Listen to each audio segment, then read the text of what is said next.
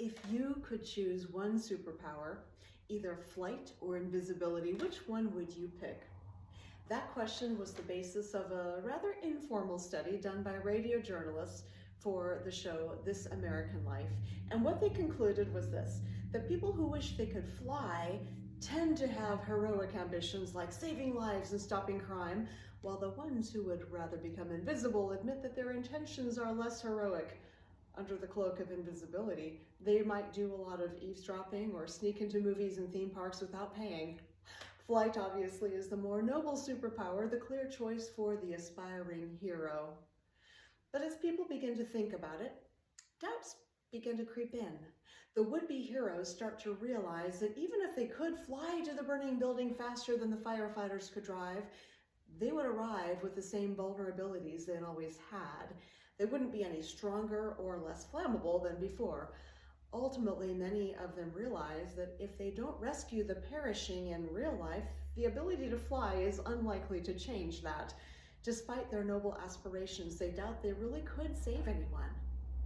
It's fun to dream, but at the end of the day, let's be honest, few of us are really cut out to be superheroes.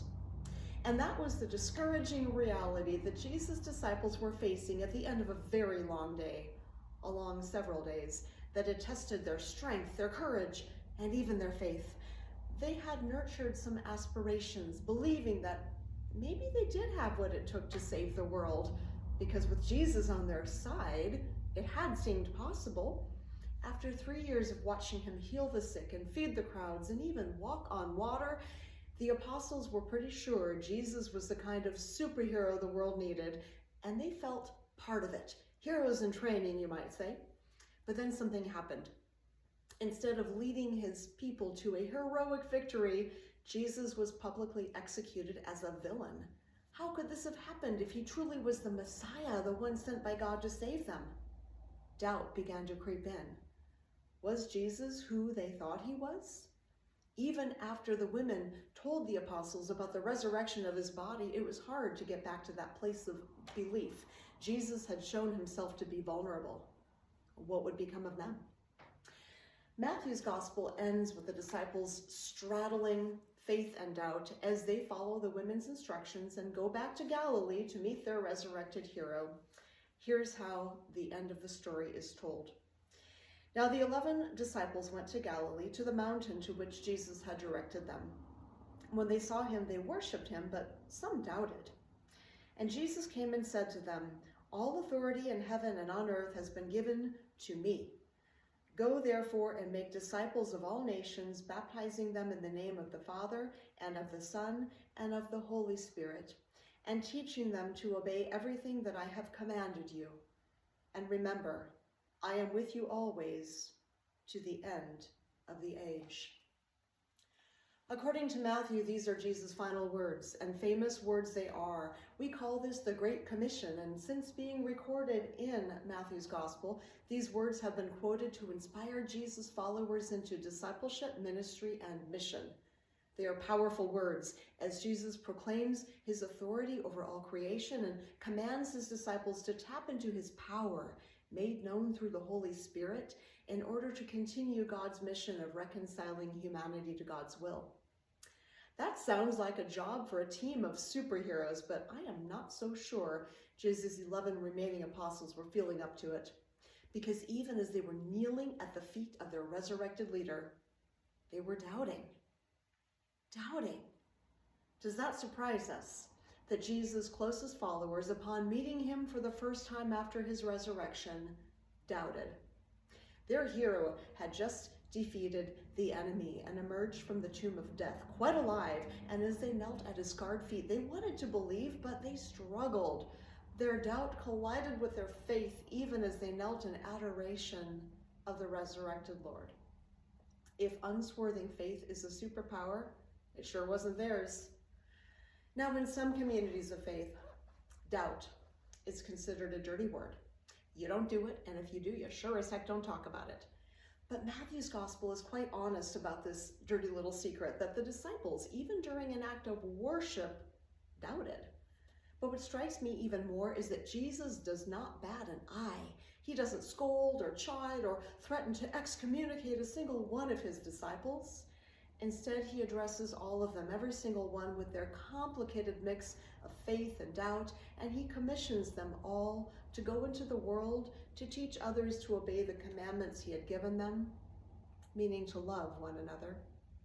He never once corrects their theology or asks them to recite a creed or quizzes them on their mastery of his teachings. He just sends them as they are to continue his work in the world, teaching by example so that others may learn their superpower, which it turns out is not unshakable faith, but unconditional love.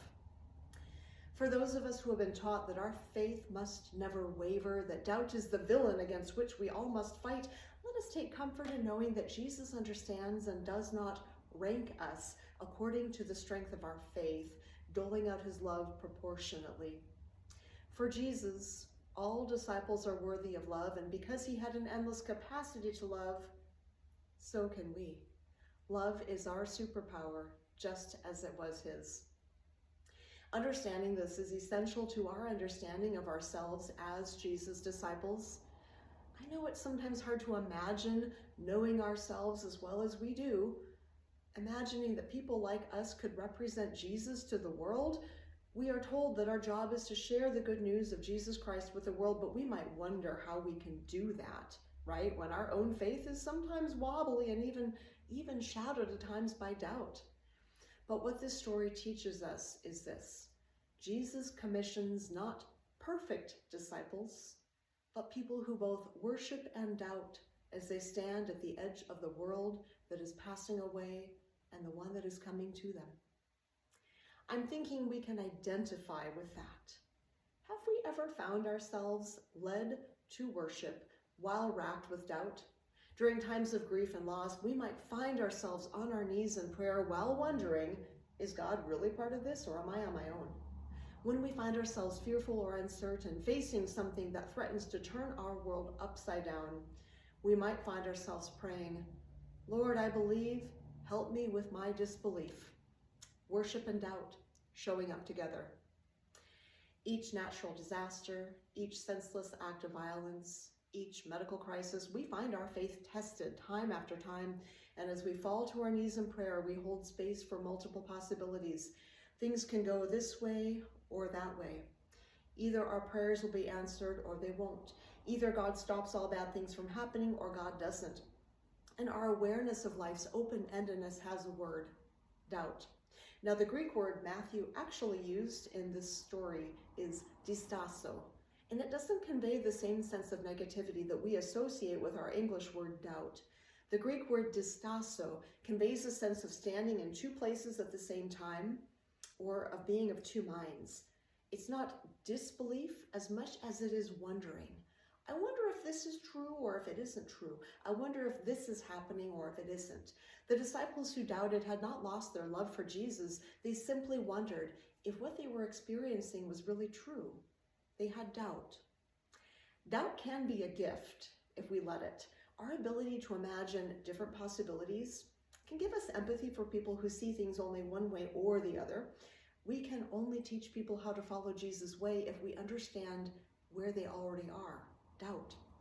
Our doubts also prompt us to consider all the possibilities, and that forces us to ask the hard questions, and that's how we actually strengthen our faith. Theologian Paul Tillich said, doubt is not the opposite of faith. It is one element of faith.